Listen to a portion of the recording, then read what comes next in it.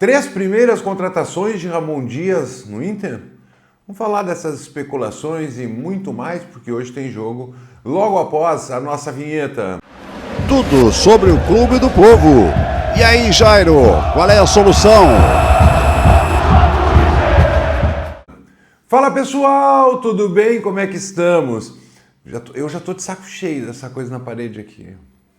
Mas está acabando já, acho que talvez seja o meu último vídeo aqui nesse ambiente, estou me mudando e aí já estou preparando um novo cenário, vai ser muito legal para os próximos vídeos, então vamos ver como é que as coisas andam nos próximos dias para trazer novidades para vocês. Bom, já pedindo para ti te inscrever no canal, deixar o like no vídeo e ajudar a fortalecer, eu estou querendo bater 40 mil, falta pouco, então tu podia me ajudar nessa situação aí de bater 40 mil, né? Tu que não é inscrito. Afinal, não custa absolutamente nada. Bom, vamos lá. Começam a brotar nomes para a temporada de 2026. Mesmo o Inter estando disputando o Campeonato Brasileiro e todas as situações, mas é natural que os nomes comecem a surgir. Até porque o treinador, a família Dias, que assumiu o Internacional, ficam até o final de dezembro de 2026 o contrato. E é o último ano da gestão Alessandro Barcelos, então há uma tendência do investimento um pouco maior em busca do título, que ele não conseguiu em 5 anos. Bom, dito isso, nomes começam a pipocar. E o primeiro nome eu acabei trazendo na Super Jornada Colorada diante do Juventude, em primeira mão, que é o Matias Galarza, tá?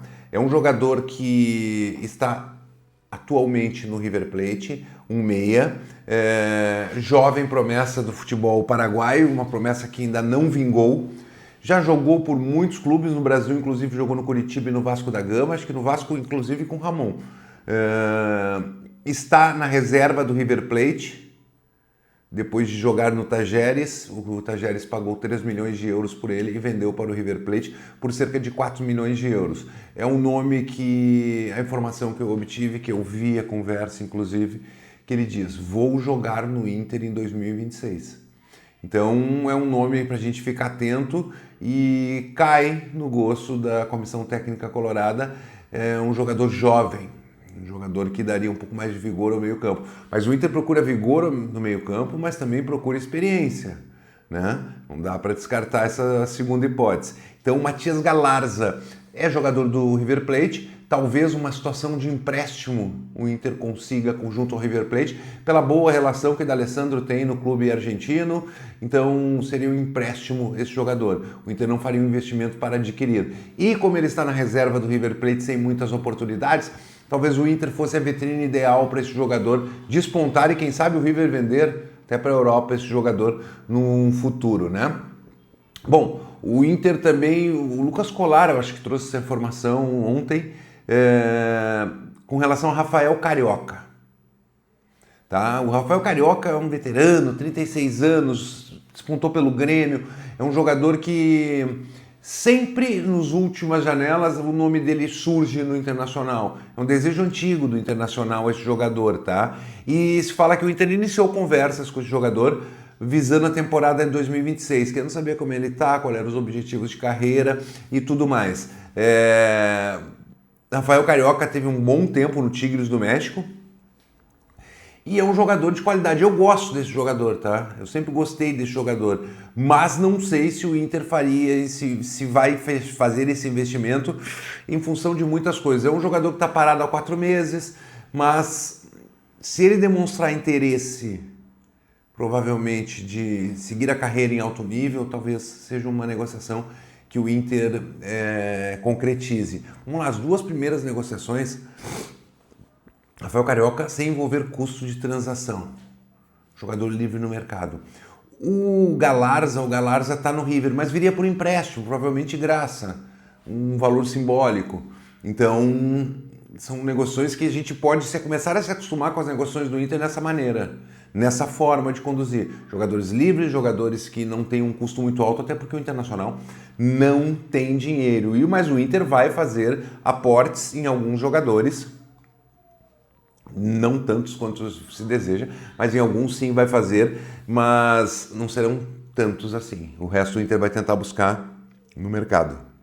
Dito isso, o Internacional demonstrou interesse na contratação de Viveiros, Kevin Viveiros, que é destaque até do Atlético Paranaense.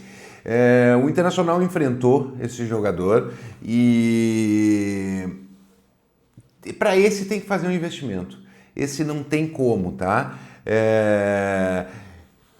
Kevin Viveiros, desde o primeiro semestre, o Inter até cogitou uma situação dele, desde que ele deixou o Atlético Nacional, mas foi para o Furacão. Bom, ele seria uma opção para fazer sombra ou até mesmo ser titular na posição do Borré, ou para fazer sombra ao atacante colorado.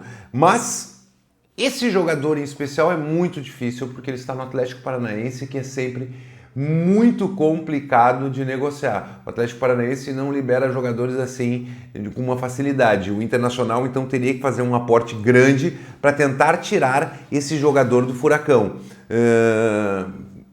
Difícil, tá?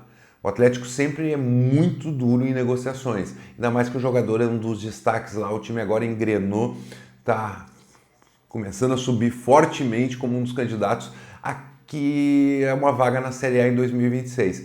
Não sei se o Atlético liberaria com facilidade, mas é mais um nome que se especula no Esporte Clube Internacional. Dito isso, não podemos esquecer, o Internacional joga hoje à noite diante do Corinthians, no Gigante da Beira-Rio. O Inter com algumas novidades, tá? O Thiago Maia voltando a ser relacionado, mas principalmente Bruno Gomes, jogador que ficou quase 300 dias fora por uma LCA, a cirurgia que fez no joelho, está de volta aos relacionados do Internacional. Não deve começar como titular, deve ser opção no banco de reservas, e agora fica aquela pergunta, em qual posição ele será opção?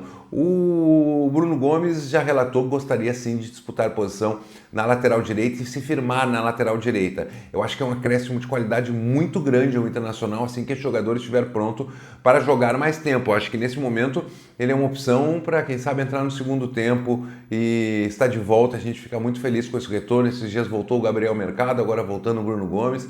São jogadores de extrema qualidade que ajudam o Inter. Bom, com a volta do Thiago Maia, eu vou começar projetar um time com o Thiago Maia no banco, tá? E tem os retornos de jogadores suspensos. Então, Antony, Aguirre, Vitão, Gabriel Mercado e Bernabei. O sistema defensivo com 2 reforços, com Aguirre e Bernabei. Luiz Otávio e Bruno Henrique, depois eu falo o que eu tinha pensado aqui, Luiz Otávio e Bruno Henrique, Alan Patrick e Oscar Romero, e na frente Carboneiro e Borré. Bom, o que eu tinha pensado, Juninho também está voltando, mas nesse momento Juninho perdeu a posição novamente para Mercado, e Mercado é o titular do Inter. 19h30, Gigante da Beira-Rio, lugar de Colorado é no Gigante. Bora, tamo junto, grande abraço! Tudo sobre o Clube do Povo. E aí, Jairo, qual é a solução?